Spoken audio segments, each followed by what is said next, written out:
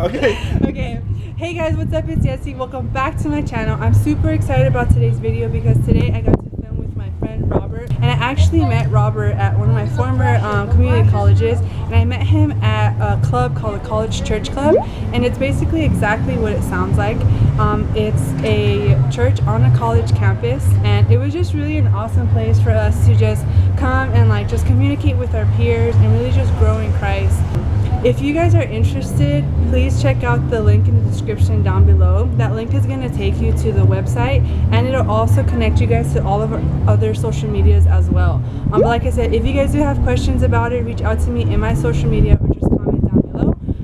But for today's video, what are we going to be talking about, Robert? We want to talk about topics that we kind of get thrown at us pretty often. With that, there's just a few questions that we've had people ask us, and I thought it'd be really fun to just make a video about that so that other people can kind of see what type of questions you might be asked when you start your walk with Christ. But it's really just me telling you guys my personal experiences with it. It's really just to show questions that I've personally been asked, and Robert's going to help me illustrate that. Yeah. So hopefully you guys get some clarification with these questions, and I hope that you guys relate to them. But here's question number one.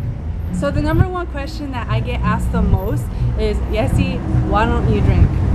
Usually it goes a little something like this. Hey, Senya, dude, they're totally having a half-off special in downtown Pomona. Are you down to go? You know what? I think I'm good. Yeah, I have my water, tea here. I'm good. Do you not drink or something? You know what? Actually, I don't drink. I'm good. No, for real, like, just not today? Or, oh, I know what it is. You're kind of going girl stuff? Oh. No, like, it's just not my thing. I just don't do it. Oh, you're one of those religious types. Oh, okay. I understand, you know, it's cool. Oh, no. I'm a Christian. Okay, guys, so basically that's usually how it goes. And personally, I have never had the urge to pick up an alcoholic drink and have that with a meal or whatever it is. I just don't see why I need alcohol in my drink. It's not something that I've craved. Gosh, what else am I gonna say? I think coming from my upbringing with the alcohol, I think once I turned 21, I was so enthusiastic and to drink and do all that stuff. When you walk with Christ, like it becomes something so small, like going out to have a drink is not a big deal.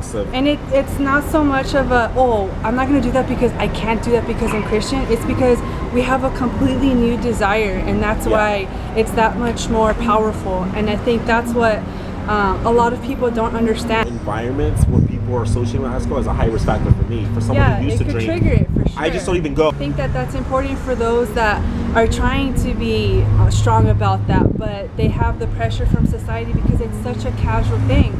But for those of you that are trying to, you know, get through whatever it is that it is, just stand firm with that, because if you say that you're not going to do this or that you're this, then like just walk by faith and just stand firm for that, because God's going to honor that. All right, Yezzy, so what's the second question you get asked most? So another question that people ask me a lot is, why don't you listen to this type of music?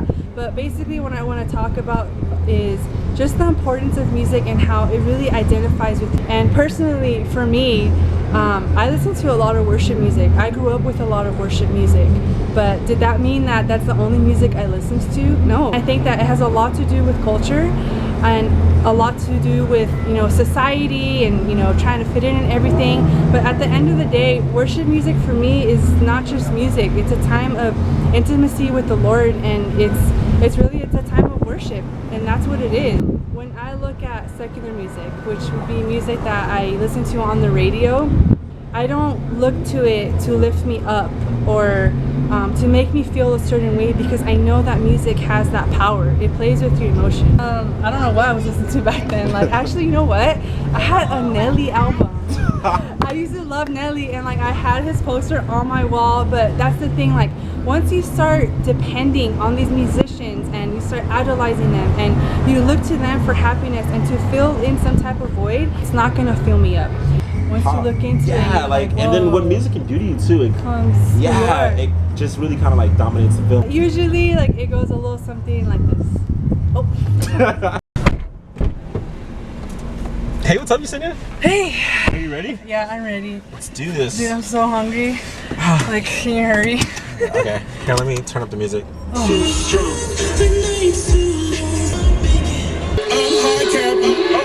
I'm so high. Man, this song is.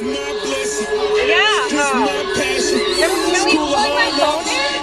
What? I'm also really good music. Can we Oh yeah, sure. Oh, okay, Dude, that great, Drake's new. great.